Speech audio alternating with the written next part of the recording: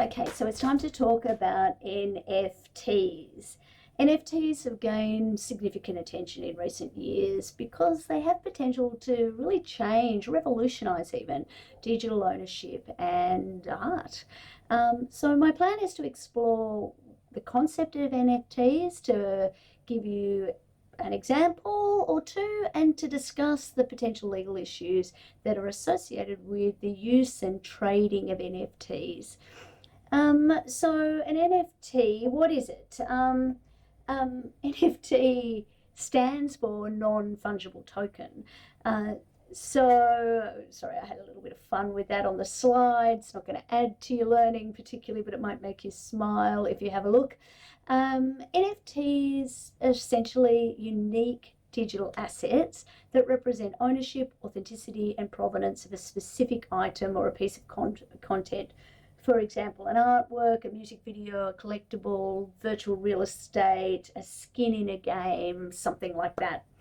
Unlike cryptocurrencies like Bitcoin or Ether, which are fungible tokens and can be exchanged for one another with equal value, much as cash can, NFTs are non-fungible. In other words, it means that each token has a unique value and it can't be exchanged on a one-on-one basis with another NFT.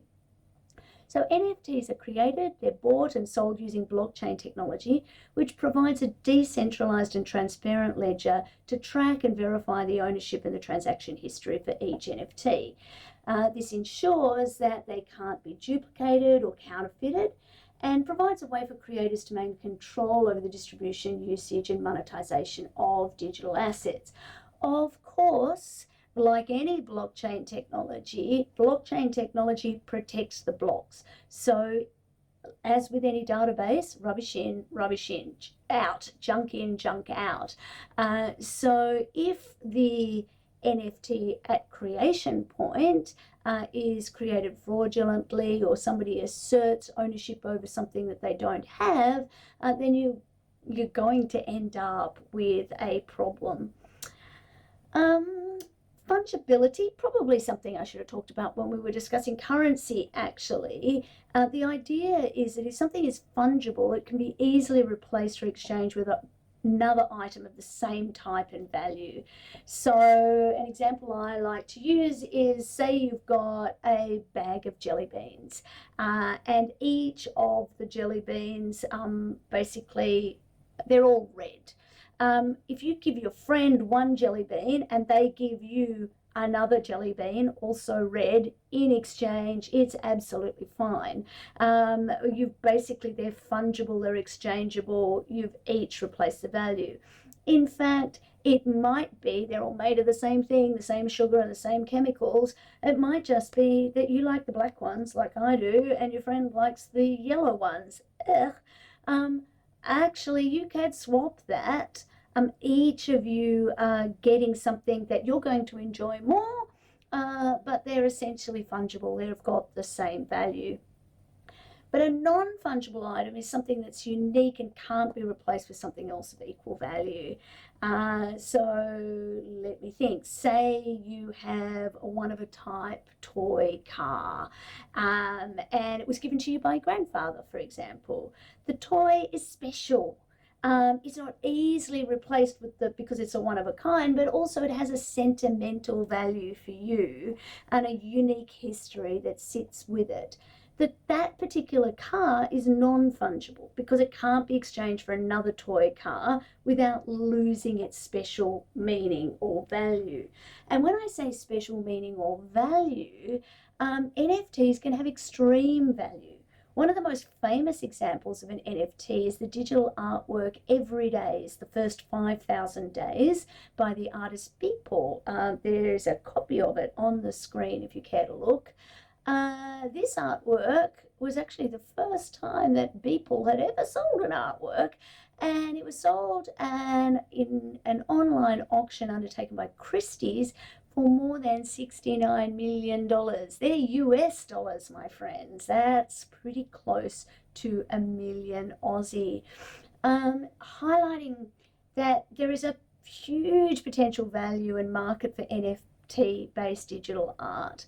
On the canvas, there is a video on the page that has a short video explaining what an NFT is. I'm going to add a short video watching people's reaction to getting that money, and provides a little bit more of an explainer about what's sitting behind the art. So where are we seeing NFTs being used in the real world? Now, digital art, we've just been talking about it. This allows artists to buy and sell unique digital creations, providing artists with proof of ownership and authenticity.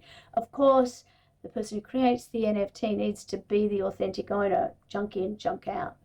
Collectibles, digital collectible items, including CryptoKitties, NBA Top Shot, these kind of things are being bought and traded as NFTs, creating a whole new market for rare and unique digital assets. There are virtual real estate not agents, well, they're probably virtual real estate agents too, virtual real estate platforms. So platforms like Decentraland and the Sandboxes, they both allow users to buy, sell and trade virtual land and property as NFTs, which has enabled the development of virtual worlds and online experiences. The metaverse, basically. Virtual goods and in-game items have been very popular. NFTs are used to represent these virtual goods and in-game items in video games, providing players with opportunities to own, trade and sell digital assets across different gaming platforms. Musicians and artists are using NFTs to sell digital albums, tracks or exclusive content, providing fans with unique ownership rights and new ways to support their favourite artists.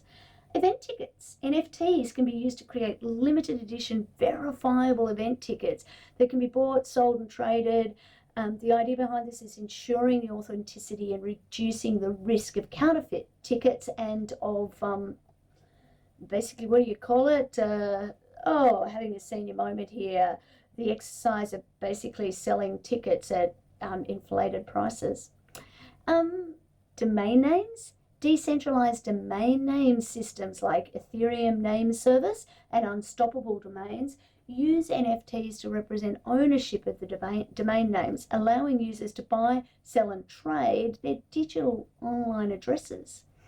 There are intellectual property rights. NFTs can be used to represent ownership of intellectual property, for example, copyrights or patents, providing transparent and secure methods for tracking and transferring those rights. We're seeing more and more in fashion and apparel. NFTs are being used to create digital fashion items and virtual clothing, allowing users to own, trade and showcase unique digital outfits in virtual environments as well as on social media. And then the last one I have on the screen is tokenized real-world assets. So NFTs can represent ownership of real-world assets, so physical art, collectibles or real estate, enabling fractional ownership and simplifying the process of buying and selling and trading those assets. So effectively, by tokenizing an artwork, we can see an opportunity to create a fund, each of which, each member of that could own a very small fraction of the token that ultimately funds the ownership of or the investment in that piece of art or property or other high value asset. As NFTs continue to grow in popularity, of course, there are going to be risks and a range of different legal issues arise. And as much as possible, I like to focus again on the Australian law, but your reading and your research is going to really show you probably more quickly what's happening in the US. So intellectual property rights or IPRs are the key issue. If you're going to purchase an NFT, you want to assume that you're acquiring the full intellectual property rights to the underlying assets, but it might not be the case, as the rights transferred depend on the terms of the specific NFT sale. So it's actually a question of contract law as to what it is that you ultimately get. And it's going to be essential to clarify the extent of intellectual property rights granted.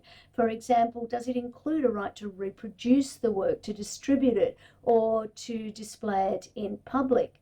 further, if the thing that has been tokenized is in fact created by an artificial intelligence, is it actually protected by intellectual property at all? Is there in fact anything that you can receive transfer of? Copyright infringement. Unauthorized copying or distribution of copyrighted works in the form of NFTs can result in copyright infringement claims. Both NFT creators and platforms need to be aware of the potential liabilities to ensure that they have the necessary permissions to use the copyright material. Consumer protection. As NFTs become more mainstream, consumer protections issues are obviously going to arise. Misleading or deceptive conduct that's associated with the NFTs, the potential for fraud, the potential for market manipulation. So regulatory bodies like the Australian Competition and Consumer Commission, the ACCC, and the Australian Securities and Investment Commission, ASIC, are likely to need to address these issues to protect consumers. Tax. Now, the Australian Taxation Office is likely to treat cryptocurrencies as, well, it does treat cryptocurrencies as assets for capital gains tax purposes, so it's likely that NFTs will also be subject to capital gains tax if they're sold or exchanged for profit.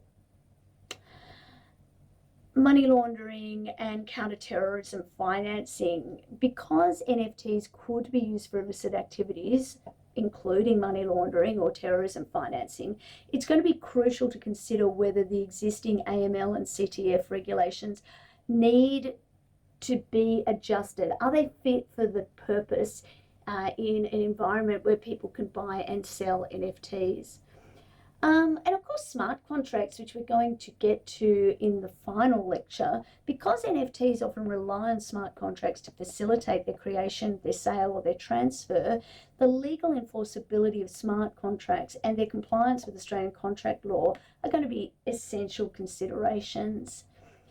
So I do have a slide I'm going to get you to have a look at where what I've tried to do is provide a very broad outline of different ways of thinking about mitigating those risks. Many of those risks are equally commercial as they are legal, and there are often commercial solutions as well as legal solutions. So it's worth thinking about the ways that those two combine.